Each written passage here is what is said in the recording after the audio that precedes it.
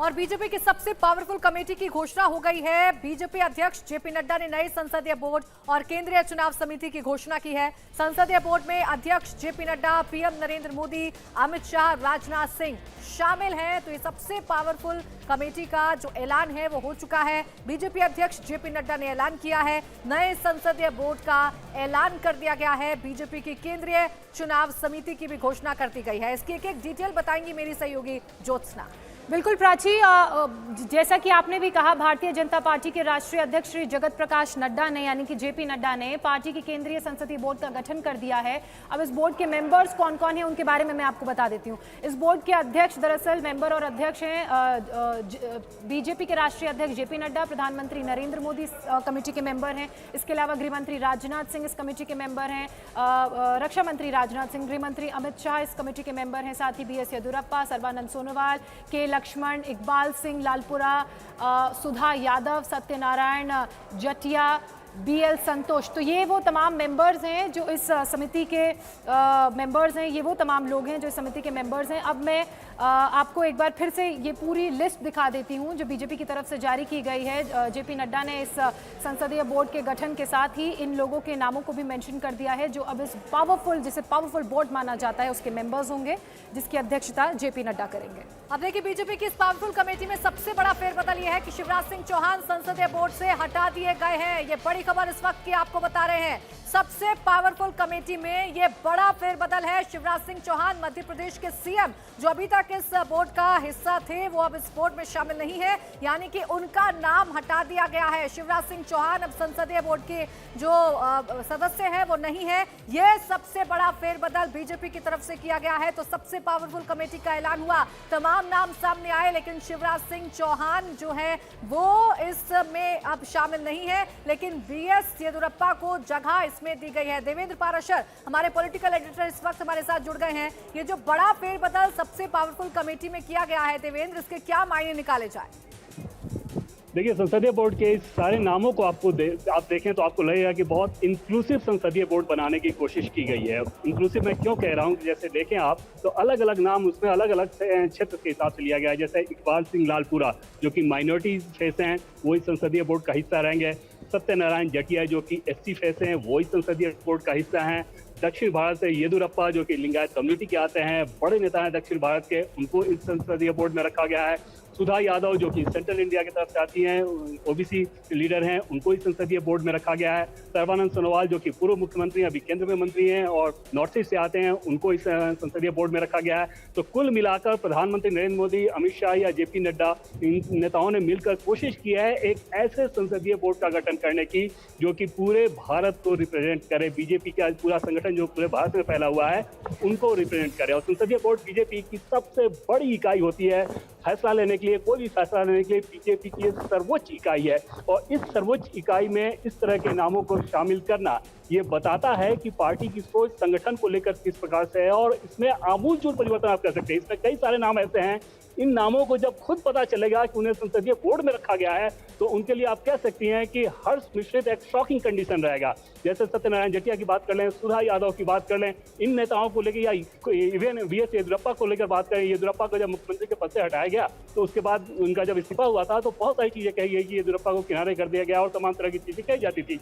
Party के अपने party के नेताओं के द्वारा भी ये सारी बातचीत होती थी वर्शिप के क्रम में। लेकिन बीजेपी ने बताया कि अगर संसदीय बोर्ड में BS येदियुरप्पा को लेकर आया जा रहा है तो आप अंदाजा लगाइए कितना महत्व दिया जा रहा है। इन सारे नामों को अगर आप देखें तो इकबाल सिंह लालपुरा, कल तक या आपसे प्रेस रिलीज आने से 1 घंटे पहले अगर उनसे पूछा जाता कि क्या आपको लगता है कि आप बीजेपी संसदीय बोर्ड में जा सकते हैं तो वो हैरान होते खुद इस बात पे। उन्हें लगता है कि कोई मजाक कर रहा है उनसे।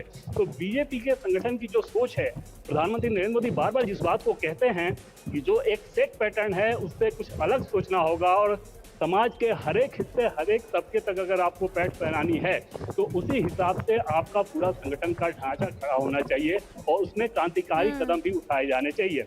जिस प्रकार के नामों को इस संसदीय बोर्ड से बाहर किया गया है, जैसे गडकरी का नहीं होना, आप अंदाजा लगाइए कि ये कितना बड़ा फैसला है और इस फैसले को लेकर बीजेपी संगठन की जो सोच रही होगी, बीजेपी के बिल्कुल राष्ट्रीय देवेंद्र बने रहिएगा। हैरानी की बात यही है कि शिवराज सिंह चौहान को हटा दिया गया, नितिन गडकरी को हटा दिया गया। इधर बीजेपी ने नए केंद्रीय चुनाव समिति का ऐलान कर दिया है।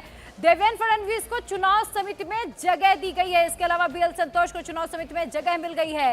बड़ा फेरबदल, बीजेपी ने नए केंद्रीय चुनाव समिति का ऐलान किया गया है, जिसमें देवेंद्र फडणवीस को एक बड़ी जिम्मेदारी दी गई है। इसके अलावा बीएल संतोष को भी बड़ी जिम्मेदारी दी गई है। तो बीजेपी की सबसे पावरफुल कमेटी में बड़ा फेरबदल, संसदीय बोर्ड से शिवराज सिंह चौहान को हटाया गया। लेकिन जो चुनाव समिति की यहाँ पर ऐलान बीजेपी की ओर से किया गया, उसमें आपको बता दें कि बीएल संतोष, इसके अलावा महाराष्ट्र के डिप्टी सीएम देवेंद्र फडणवीस को बड़ी जिम्मेदारी दी गई। हमारे सहयोगी लगातार देवेंद्र पराशर बने हुए हैं। देवेंद्र, क्या ये देवेंद्र फडणवीस को मनाने की एक कोशिश है कि उन्हें चुनाव समिति का मेंबर बनाया गया है?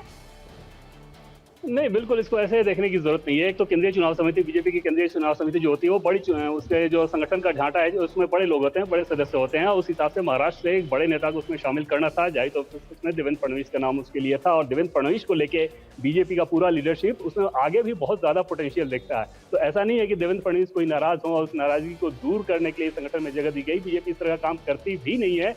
निश्चित तौर पर देवेंद्र फडणवीस का जो कद है, पूर्व मुख्यमंत्री हैं, अभी डिप्टी सीएम हैं, संगठन की अच्छी समझ रखते हैं, महाराष्ट्र के किसी नेता को लाना था, युवा नेता है अपेक्षाकृत पहले के जो नेता थे उनकी तुलना में, तो इन सारी चीजों को लेकर देवेंद्र फडणवीस के पक्ष में फैसला किया गया है। लेकिन केंद्रीय चुनाव समिति से ज्यादा बड़ी खबर जो है वो बीजेपी का संसदीय बोर्ड का जिस प्रकार का गठन है, वो बहुत बड़ा फैसला है। बहुत क्रांतिकारी कहे तो इसमें गलत नहीं होगा, क्योंकि ऐसे ऐसे नाम उसमें शामिल किए गए हैं जो कि खुद उन नामों को ही भरोसा नहीं होगा। बीजेपी का अपना एक जो पैटर्न पहले रहता था बीजेपी का, इसमें बड़े नाम बहुत चलते थे। आमतौर पे आप बीजेपी संगठन के पहले के काम को देखें तो उन नामों का धरातल पे भले ही बहुत ज्यादा वजूद ना हो, लेकिन अगर वो बड़ा प्रोफाइल उनका पार्टी के भीतर बन गया है तो हर बड़ी चीज जो शामिल रहते थे। पैटर्न को तोड़ने के लिए हमेशा भारतीय जनता पार्टी जानी जाती है और अभी भी कुछ ऐसा ही नजर आ रहा है। देवेंद्र, ये कहा जाए कि अब ये मोदी शाह की नई टीम पूरी तरीके से तैयार है, नई टीम बनकर सबके सामने आ गई है। निश्चित तौर पर प्रधानमंत्री नरेंद्र मोदी का विजन आप कह सकते हैं कि इस नई टीम पर पूरे तरीके से चल रहा है। जब जब वो संगठन की बैठक करते हैं, और ये मैं 2014 में जब से वो दिल्ली आए हैं, उसके पहले गुजरात में दिखता था, 2014 में जब से वो दिल्ली आए हैं तो संगठन की हर बैठक में वो इस तरह का मंत्र देते हैं कि आपको इस दिशा में सोचना चाहिए, इस दिशा में करना चाहिए, और आप उनके सारे फैसलों में ये चीज देखेंगे। जैसे अंदाजा लगाइए कि राष्ट्रपति के तौर पर द्रौपदी मुर्मू का चयन किया जाना, उससे पहले उनको जब झारखंड का गवर्नर बनाया गया, ये सारे फैसले किस प्रकार के थे। राज्यसभा के जो सांसदों को नॉमिनेट किया गया, जिस प्रकार से पिछली बार आपने देखा होगा कि दक्षिण भारत के हर एक राज्य से जो राष्ट्रपति कोटे से नॉमिनेशन होता है, उसमें भी किस प्रकार के नामों का चयन किया गया। संगठन को लेकर भी प्रधानमंत्री नरेंद्र मोदी इस प्रकार का मंत्र देते रहते हैं कि इसमें कोई कोटा सिस्टम नहीं होना चाहिए, कोई स्टेटस सिस्टम नहीं होना चाहिए कि अगर आपका कद, आपका प्रोफाइल आपका बड़ा है तो आप ही के पक्ष में सब कुछ होगा। ऐसा नहीं है। ग्राउंड पे जो लोग कनेक्टेड हैं, ग्राउंड पे जिन लोगों के साथ कनेक्शन करना है, उन सारे नामों को आगे लाने की जरूरत है और उसके चलते ये फैसला किया गया है। और जैसे कि पहले भी मैंने आपको बताया कि ये बहुत बड़ा फैसला है। बिल्कुल, ये बड़ा फैसला, एक नया विजन जरूर यहाँ पर देखने को मिल रहा है प्रधानमंत्री नरेंद्र मोदी का। देवेंद्र, आप बने रहिए हमारे साथ। ज्योत्सना हमारी सहयोगी न्यूज रूम से लगातार बनी हुई है। ज्योत्सना, और क्या कुछ डिटेल जरा बताइए विस्तार से। बिल्कुल प्राची, जैसा कि देवेंद्र ने भी कहा कि एक नई टीम का गठन कर दिया गया है, नई जिम्मेदारियां हैं, और सबसे महत्वपूर्ण बात, कई ऐसे चेहरों, कई ऐसे नामों को इस कमेटी में, इस जो नाम सामने आए हैं, ये जो पूरी लिस्ट सामने आई है, उसमें जगह दी गई है। तो जाहिर सी बात है उन पर अब जिम्मेदारी भी ज्यादा होगी। लेकिन हैरानी तो उन दो नामों को लेकर होती है जो इस टीम का हिस्सा नहीं है। पहला नाम है शिवराज सिंह चौहान का, जो मध्य प्रदेश के मुख्यमंत्री हैं। दूसरा नाम है भारत के केंद्रीय सड़क परिवहन मंत्री नितिन गडकरी। इन दो के नाम नहीं है, लेकिन जो तमाम नए नाम हैं, नए लोग शामिल किए गए हैं, वो आप एक बार ध्यान से देख लीजिए। अब इस कमेटी के अध्यक्ष जेपी नड्डा हैं, साथ ही प्रधानमंत्री नरेंद्र मोदी सदस्य हैं, रक्षा मंत्री राजनाथ सिंह भी इस कमेटी के सदस्य हैं, अमित शाह भी इस कमेटी के सदस्य हैं, बीएस येदियुरप्पा, देखिए ये एक नाम शामिल किया गया है, सर्बानंद सोनोवाल को जो नॉर्थ ईस्ट राज्यों से आते हैं, उन्हें भी एक महत्वपूर्ण जिम्मेदारी दी गई है। अब इन लोगों का नाम इस कमेटी में शामिल होना, जाहिर सी बात है इन्हें एक बड़ी जिम्मेदारी प्रधानमंत्री नरेंद्र मोदी, जेपी नड्डा और बीजेपी की तरफ से दी जा रही है। इसके अलावा आप के लक्ष्मण का नाम देख रहे हैं, इकबाल सिंह लालपुरा का नाम देख रहे हैं, सुधा यादव, सत्यनारायण जटिया, ये तमाम वो नए चेहरे हैं जिन्हें इस कमेटी में मेंबर बनाया गया है। बीएल संतोष के पास सचिव की जिम्मेदारी है, इससे पहले भी वो इस कमेटी के सचिव रह चुके हैं। तो अब समझा जा सकता है कि जिस तरीके से जो 4 खाली पड़े पद थे इस कमेटी के, उनको भर दिया गया है। ये वो 4 नए नाम हैं। इसके अलावा 2 नामों में बदलाव किया गया है, तो कुल 6 नए चेहरे इस कमेटी में शामिल किए गए हैं। बिल्कुल, देखिए ये नए नाम शामिल किए गए हैं, जैसा कि ज्योत्सना हमें बता रही थी। देवेंद्र, अब जरा ये समझाइए कि ये जो नए नाम शामिल किए गए हैं, जिसमें सुधा यादव का नाम है, सत्यनारायण जटिया का नाम है, इन्हें किस विजन के तहत उसमें शामिल किया गया है? क्या समीकरण साधने की कोशिश की गई है ताकि संगठन मजबूत रहे भारतीय जनता पार्टी का? देखिए, इसमें 2 चीजें हैं। पहली बात तो कि ये किस क्षेत्र से आते हैं और दूसरी चीज कि किस कम्युनिटी से आते हैं। इन नामों को अलग अलग संदर्भ में करके देखें। सबसे पहले सर्बानंद सोनोवाल नॉर्थ ईस्ट से आते हैं, पूर्व मुख्यमंत्री हैं, अभी केंद्र में मंत्री हैं, सांसद हैं और ऑलरेडी उनके पास एक अच्छा अनुभव है और उस हिसाब से संगठन को लेकर नॉर्थ ईस्ट का रिप्रेजेंटेशन संसदीय बोर्ड में वो करेंगे। और पहले से इस बात को लेकर चर्चा चल रही थी कि प्रधानमंत्री नरेंद्र मोदी जिस प्रकार से नॉर्थ ईस्ट को लेकर फोकस रखते हैं, ऐसे में ये चर्चा थी कि नॉर्थ ईस्ट का कोई ना कोई सदस्य इस बार संसदीय बोर्ड में रहेगा। दूसरे नाम को अगर देखें तो वीएस येदियुरप्पा, जो कि कर्नाटक से आते हैं। अगर कर्नाटक में चुनाव होना है और कर्नाटक को लेकर जिस प्रकार से येदियुरप्पा के हटने के बाद कोई बहुत सकारात्मक चीजें वहां पर संगठन को लेकर नहीं दिख रही थी, ऐसे में येदियुरप्पा का कद बढ़ाया जाना बीजेपी के लिए अगले चुनाव में बहुत फायदेमंद हो सकता है। उनका वो कम्युनिटी जो कि येदियुरप्पा के सीएम पद से हटाए जाने को लेकर नाराज था, उस बात को लेकर एक तरह से कह सकते हैं कि एक बड़ा फैसला येदियुरप्पा के पास अपना एक लंबा अनुभव है और उस अनुभव को वो बोर्ड पर लेके आएंगे जब संसदीय बोर्ड में बैठेंगे। और लक्ष्मण की अगर बात करें तो लक्ष्मण ओबीसी लीडर हैं, साउथ के हैं और वहां से उस कम्युनिटी को एक तरह से रिप्रेजेंटेशन और उस क्षेत्र को भी रिप्रेजेंटेशन दिया गया है। इकबाल सिंह लालपुरा की बात करें तो नॉर्थ ईस्ट इंडिया से आते हैं, माइनॉरिटी से हैं, उनको जगह दी गई है। सुधा यादव की बात करें तो सेंट्रल इंडिया के तौर पे उनको एक जगह दी गई है, ओबीसी लीडर हैं। सत्यनारायण जटिया की बात करें तो मध्य प्रदेश से आते हैं, दलित कम्युनिटी के हैं, उनको जगह दी गई है। तो ओवरऑल अगर आप इस संसदीय बोर्ड को देखें तो आपको ऐसा लगेगा कि देश का हर एक हिस्सा उसमें रिप्रेजेंटेशन उनको मिला है और जिन जिन कम्युनिटी को जगह दी जानी चाहिए उस कम्युनिटी को भी जगह दी गई है।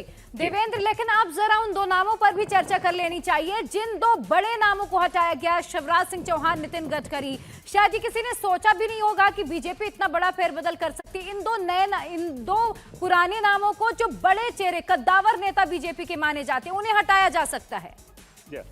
देखिए, नितिन गडकरी की बात करें तो निश्चित तौर पे बहुत बड़ा सरप्राइज है, क्योंकि गडकरी के बारे में सभी जानते हैं कि नागपुर से आते हैं और आरएसएस के एक तरह से ब्लू बॉयड हैं, लेकिन गडकरी को जगह नहीं दी गई है और इससे अंदाजा लगाया जा सकता है कि ये फैसला कितना बड़ा होगा। उसके पीछे जो वजह रही हो उसमें एक बड़ी वजह ये हो सकती है कि क्योंकि मंत्रालय का जो कामकाज का बोझ है उनके ऊपर बहुत ज्यादा है और संसदीय बोर्ड को अपेक्षाकृत डिफरेंट रूप में इसमें पेश करने की कोशिश की गई है। लेकिन निश्चित तौर पर गडकरी का नहीं होना एक बहुत बड़ा सरप्राइज है। शिवराज सिंह चौहान के हिसाब से समझा जा सकता है कि शिवराज सिंह चौहान को संसदीय बोर्ड में पहले जगह दी गई थी, अभी उनके साथ उम्र भी है, फिर भी उनको संसदीय बोर्ड में नहीं रखा गया। तो उसके पीछे शायद बड़ी वजह यह होगी कि मध्य प्रदेश में जिस प्रकार से लोकल बॉडी के इलेक्शन के बाद बीजेपी को यह फीडबैक मिलना शुरू हुआ कि अगले विधानसभा चुनाव में अगर आपको जाना है तो बहुत ज्यादा मेहनत करनी होगी और उस लिहाज से शायद शिवराज सिंह चौहान को संसदीय बोर्ड की जिम्मेदारी से मुक्त करके इस बात को उनको संदेश दिया गया होगा कि आप ग्राउंड पे लगातार काम करें, चाहे सरकार के स्तर पर हो या संगठन के स्तर पर हो। लेकिन नितिन गडकरी का संसदीय बोर्ड में नहीं होना